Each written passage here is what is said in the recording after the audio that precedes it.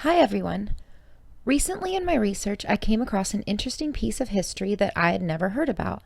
Did you know that in 1969, a group of Native American students took over Alcatraz Island and occupied it for 19 months? Within the terms of the 1868 Fort Laramie Treaty was a clause that allowed for the appropriation of unused land by Sioux Indians. While the treaty formed the legal basis for their actions, the justification for the occupation goes much deeper. I borrowed a few clips from other channels because the people who were there can describe it much better than I ever could.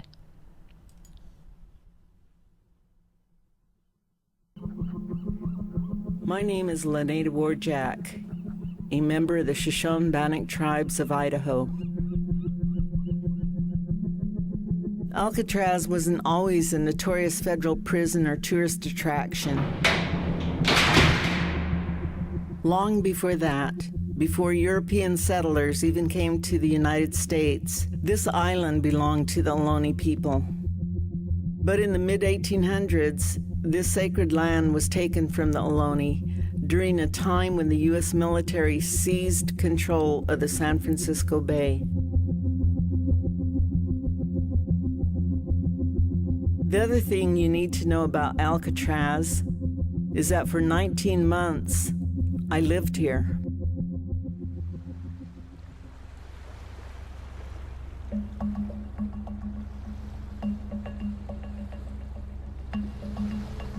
On November 20th, 1969, I was one of the 89 students who sailed across the bay to reclaim Alcatraz for all Native people. We called ourselves Indians of all tribes, and we were there to take a stand, to demand an answer to why more than 500 treaties with the federal government promising to preserve Indian land, water, and human rights had been dishonored over and over again. For over 500 years, Native people have suffered through genocide and subsequent assimilation policies. These were policies that sought to stifle Native American culture by making our languages and ceremonies illegal. Policies that forced our parents and grandparents into government and Christian boarding schools as children so that they would forget their culture, and policies that divided our land. In fact, millions of acres were taken from us by congressional acts as resources like gold, gas, and oil were discovered on Native territories and reservations.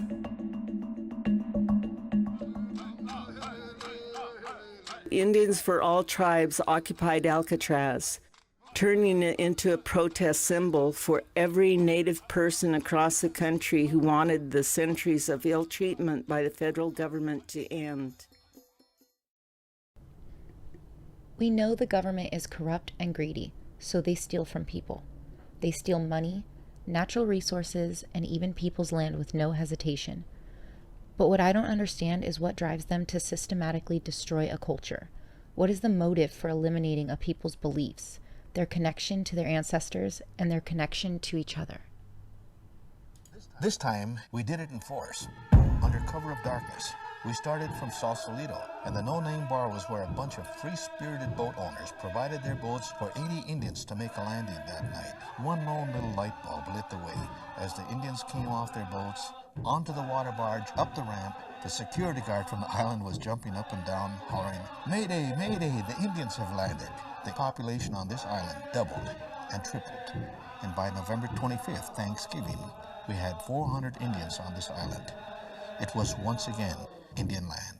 Almost immediately following the Indian War era, there began a series of governmental policies that were designed to make sure that we didn't exist anymore as tribal people, that we no longer kept our language, our cultural identity, our religion, and most importantly, our land and natural resources. There were a number of policies that tried to move us toward that end. The boarding school policy, which took children away from their families. It was really schools or education for cultural change. The government policy, as well as missions school policies, was to destroy the Indian identity of the Indian children. And the relocation program was just one more policy in this long list of policies. Relocation was the idea that you could take an Indian family into the city, give them employment training, help them find a house, and they would succeed, which is a definition of a human being only in economic terms. Along with the relocation program was the most insidious federal project of the 20th century. It is called termination. 1953 termination policy. The government basically says we're going to get out of the Indian business. We're going to wipe out every reservation in the country. We're going to abrogate the remaining 350 treaties, and we're going to close down the Bureau of Indian Affairs. And after all that's happened to us historically and all those policies and all those attempts that we've managed to hold on to a sense of identity, it's a miracle. We got into psych class and we started talking about Indian activism and kind of positive thinking. And at that time they said, you know, we need to do something to awaken Indians up to taking control of their own destiny, or else just started, you know, forming ideas. October 9th, 1969, a terrible disaster struck San Francisco. The Indian Center burned down. The federal government was going through the process of disposing of Alcatraz, since it had been closed as a prison in 1963. The day that it was established that we would meet at Fisherman's Wharf was, I think, a Sunday morning. Was that November 9th? I believe that was the date, Sunday morning. And so Adam and myself and the students are there. And there was Adam, Richard, and a lot of other Native Americans all waiting for these boats. And they didn't show up. Oh, we had to keep everybody busy, so I had the proclamations in my hand, and I give it to Rich. I got to go find a boat. Fitting and symbolic that ships from all over the world entering the Golden Gate would first see Indian land, and thus be reminded of the true history of this nation. Richard Oakes, a student from San Francisco State, came down to our campus and eloquently put a proposal in front of us and said, we're going to go take over an island in the middle of San Francisco Bay. Sausalito boat captains saw themselves in some ways almost like modern age pirates.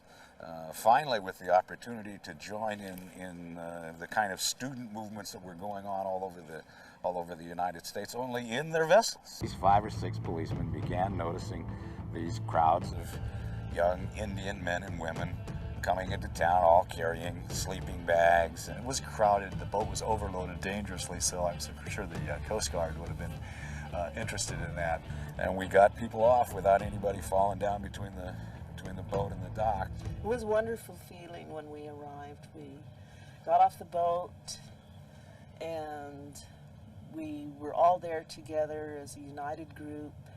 And we were going to make a stand and liberate the island, and we were doing it in behalf of our people. We heard about the Alcatraz incident when I think it was a ticker tape came over in the afternoon of November 20th, 1969. Indians seize Alcatraz. We came to San Francisco and we just made inquiries about how to get to the island. Our first question was, well, who's the title owner to Alcatraz?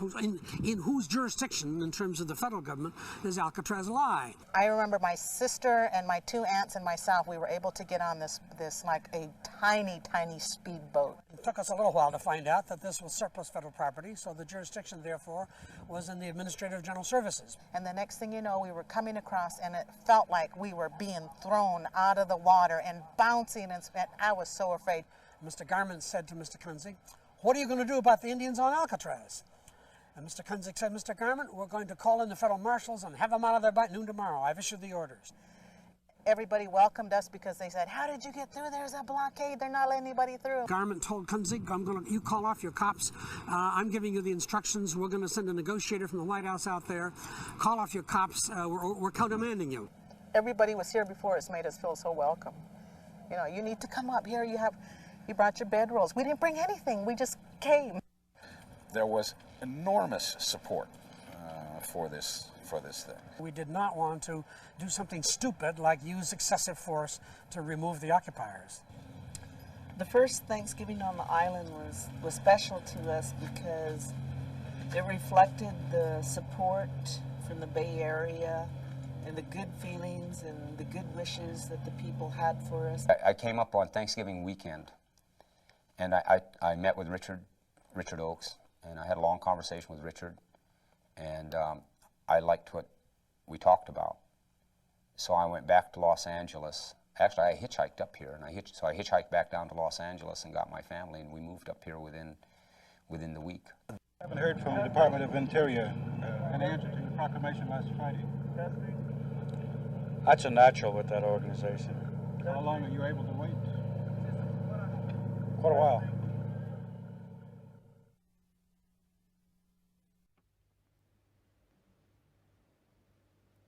In America last November, 14 Indians seized Alcatraz Island in San Francisco Bay.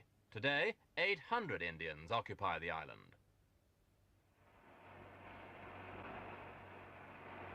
Alcatraz was the site of America's most notorious prison. It was closed in 1963 because it was too expensive to maintain. It's bleak and windswept, presenting a grim appearance even in the spring sunshine. Alcatraz is federal government property. San Francisco City has the first option to buy it for $1 million, but there are still no firm plans for its future. Proposals range from turning it into a wildlife sanctuary to making it a miniature Las Vegas. None of the buildings are fit for human habitation.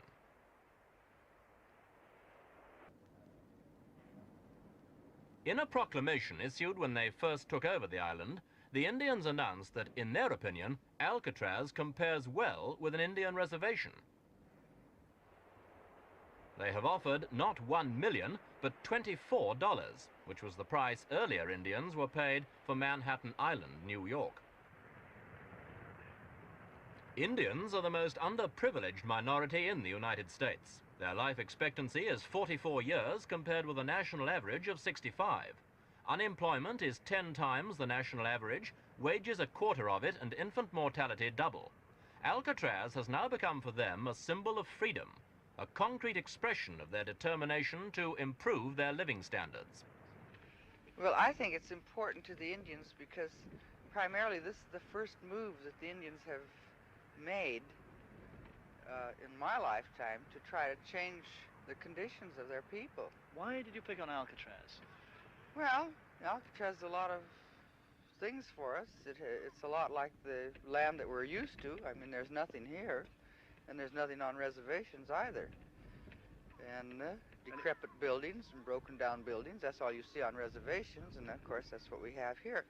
But I think Alcatraz primarily, to a lot of us, means a lot more because Alcatraz used to be a prison for our people, you know. Originally, before it was a federal prison, it was a prison for Indian warriors that dissented against the United States government or the established government at that time. And of course, a lot of our California warriors were held here as prisoners. You've been in repossession now for getting on for 4 months. Are you confident you're going to stay here forever? Well, we're going to stay here whether they give it to us or not. And if they don't give it to us, well, we'll stay here and fight it through the courts. Or they'll come in and take us off bodily because we're not going to leave. The authorities still keep a discreet eye on the island.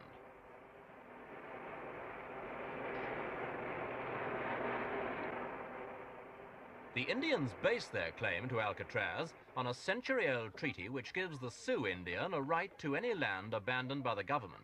They've made the island their own, and more families move in every week. I think that during that occupation there may have been close to 15,000 native people came through that island. You know, I mean, just to have that visit. And that was a very crucial piece of support there, because, I mean, it wasn't about material, it was about spirit. This is where we were going to live. We had a future. We had a beginning, a middle, and an end to this island. We weren't just here to be here. This was it. This is where we were going to stay. We knew from the very beginning that it would garner a lot of national attention. We formed Indians of all tribes, and the organization formally put forth a list of demands. The government's reaction to the occupation was always negative. Because first it was, they weren't going to negotiate with us. And then, and so then we negotiate over that. The government was never going to build a university on Alcatraz, or give them $300,000 for a cultural center on Alcatraz Island, or even give them title to Alcatraz. These were never our objectives, and even though they were the original Indian wishes, this was not anything we were going to do. When the government removed the water barge and expected us, I guess, either to leave or to make our lives more miserable, it just made us that much more intent on staying.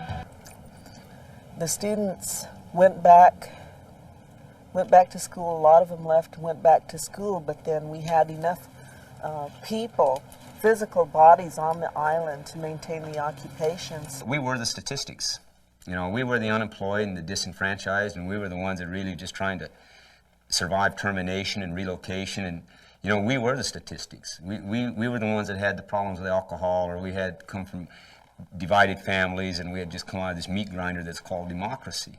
It was slowing down. The occupation, people were no longer coming by as often as they used to drop water or to drop donations. I'm a veteran. I know how the government works, and I know a lot of tactics.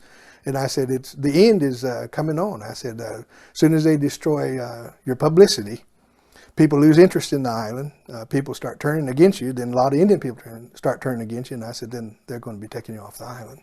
World attention decreased, American interest in it decreased, Indians on Alcatraz decreased, and Coast Guard pressure increased. All of this culminated in June 1971, and we finally did ask the marshals to come out and remove, I think, something like 15 Indians who were here. They called our attorney at 4:30 yesterday afternoon and told him that they would have word concerning the deed to the island. They would have it for us Monday morning. And that's what we were waiting for, and they came in, while they were doing one thing with their left hand, they came in with their right hand. But they lied to us. They guaranteed us no action would be taken against the Alcatraz Indians until the negotiations had been settled one way or the other. Again, the marshals came out there, and without any real fight or scuffle, just recaptured the island, and that was it. Before Alcatraz, I had no idea what an Indian was, even though I had lived on a reservation and I grew up around Indians, or earlier, in my younger years, I was around Indians. I didn't know what an Indian was. I think the occupation of Alcatraz did a lot for all Indians, even the people that didn't participate in the occupation. I think it had an impact on their lives because it made them proud of who they are as Indian people. Changed us in the much broader sense by making us aware of our rights as Native peoples, about trying to make the U.S. government adhere to the treaties that they signed with us long ago. It helped produce the revival of our languages, the revival of our old Indian ways, of our traditions. We stopped the termination policy. On July 8, 1970, President Nixon officially repudiated the termination policy of the United States government. We saved the Indian reservations in this country by virtue of that action. Relocatees in San Francisco out there working in the shipyards and the docks and the machine shops and whatever they're doing out there, all of a sudden begin to renew an interest in their tribal communities. In a way, it reminds me of a flame that kind of died down and was just a very low flame, but never went away. The flame never went out. And Alcatraz sort of relit that. And out of that fire came all these different people spread in all the different directions to do incredible work. And the people from Alcatraz have had a profound impact on the lives of people throughout this country, and have had a profound effect on people, individually and collectively. And so I think it was kind of a spiritual reawakening of our people. The Native Americans at Alcatraz may not have succeeded in taking back the island, but they accomplished the larger mission of waking up many of their brothers and sisters to reconnecting with their heritage. And we saw the termination policy, which sought to eliminate Indian reservations altogether, was ended as a result of their efforts. So has the government stayed the course since then? Let's check back with Lenita Warjack. So here I stand again at the Osheti-Sacoan camp in Standing Rock, North Dakota, fighting the same fight for our inherent rights. The land that surrounds you is the ancestral land of the Mandan and Standing Rock Sioux Nation, which over time has been desecrated by corporations in search of gold, gas, and oil. Once again, the federal government has not honored the laws and treaties they swore to uphold.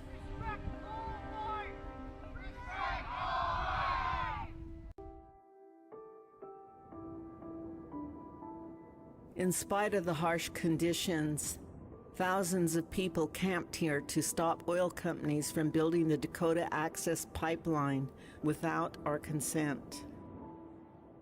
But why I came here was because I knew that our people needed our help, and I knew that they needed more of us out there. Our people are strong. Our people will do whatever it takes to protect everybody, to protect our water, to protect our future, our children, everything. That's what they don't get. To many of us, the occupation of Standing Rock felt like history repeating itself. It was an example of Alcatraz's legacy, a resistance that ignited a spirit that brought us all together, united in the fight to protect water and life.